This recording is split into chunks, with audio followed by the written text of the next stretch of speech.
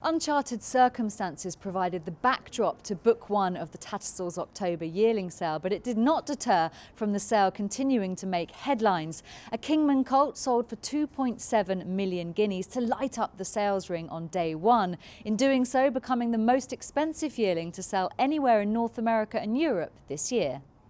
The yearling in question was lot 174, a Kingman colt out of Guineas, a half-brother to St James's Palace and 2,000 guineas winner Galileo Gold, who was bred by Colin Murphy of Pantar Stud and sold by Houghton Bloodstock. Selling for the record-breaking price, he became the highest-priced offering by Juddmonte's exciting young sire Kingman to ever come under the hammer, in part due to bids landed by the underbidder Ross Doyle standing alongside MV Magnia, before agent Oliver St Lawrence landed the final bid.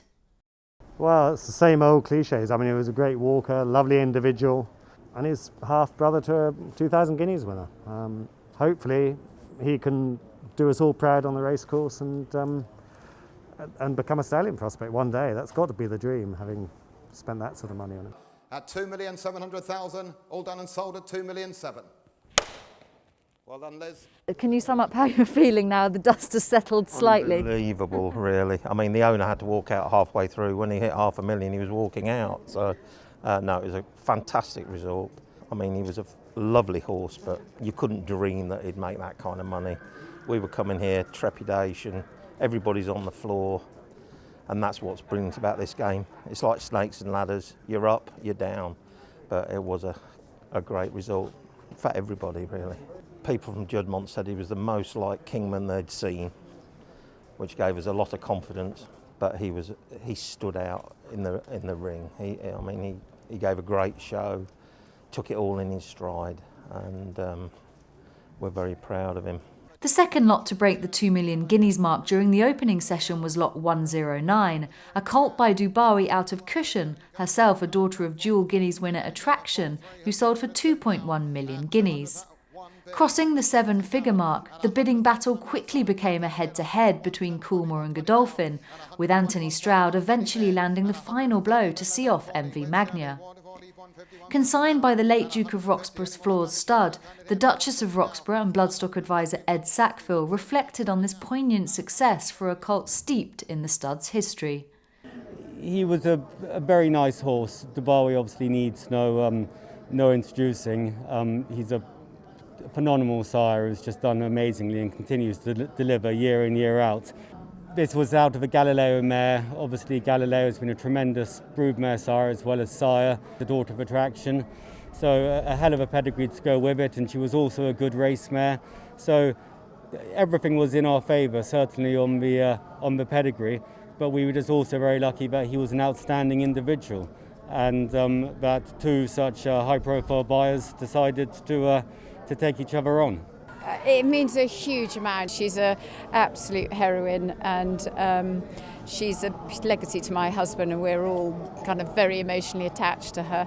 And he always adored the Dubawi as a foal, so I hope he's watching from upstairs. He'll be over the moon. And I imagine it's a real team family effort for you at Floors still. It is, and my son George in his car runs it with me, and he's got a new job, so he's not allowed to be here today, which is a real shame. But no, we're over the moon. And Ed has been a fantastic support to us, as have all the boys at home. Chris Gillen and his team have been phenomenal. He was a lovely colt, very athletic, again from a very good stud farm. Dubawi speaks for itself. He's a fantastic stallion. We thought he was the pick of the day and versus the colts, and we're very lucky to have him. And is there any sort of set buying policy for Sheikh Mohammed this year? Has anything changed with the operation? I think in the current climate, I would say it's measured and careful, maybe not the numbers in the past, but trying to concentrate on the quality. Now 162 from Norland Stud Ireland. Here's a filly by. The select buying policy continued for Godolphin's Anthony Stroud later in the day, when striking to secure lot 162, a Frankel filly out of Flesh Door, for 2 million guineas, adding to a haul of 8 purchases on the day for a total of 7.22 million guineas for Godolphin. The filly is a full sister to last year's 3.1 million guineas purchase, the now listed place Derby, and a half-sister to champion racehorse, an exciting young sire Golden Horn, and was sold by Norland Stud. Very lucky last year, obviously, with the colt, who's gone on and done us proud. He's won his first time out, listed placed. And we had this filly, always beautiful, same sire, obviously, if ever, even better than her brother. A little bit taller, very, very athletic, huge walk, and was loved the minute she got here. Floor's Stud, responsible for the 2 million guineas Dubawi colt, also hit the headlines earlier in the day with the sale of a close relative to that offering in lot 41, a Frankel colt out of 5-time Group 1 winner and dual guineas scorer Attraction. A half-brother to stallion Fountain of Youth and a full brother to Group 2 winner Elarcam, the colt was the first lot of the day to break 7 figures, when also selling to Anthony Stroud on behalf of Godolphin for an understandably emotional Duchess of Roxburgh. He must have been a real favourite. As a personality, what's he been like to deal with?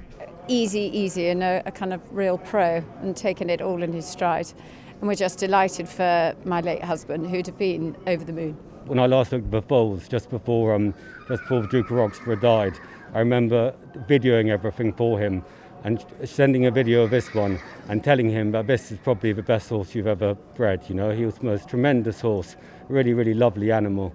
And I'm delighted that we've been, proven in thinking what a nice horse he was. And let's just hope he goes on to be equally successful on the track.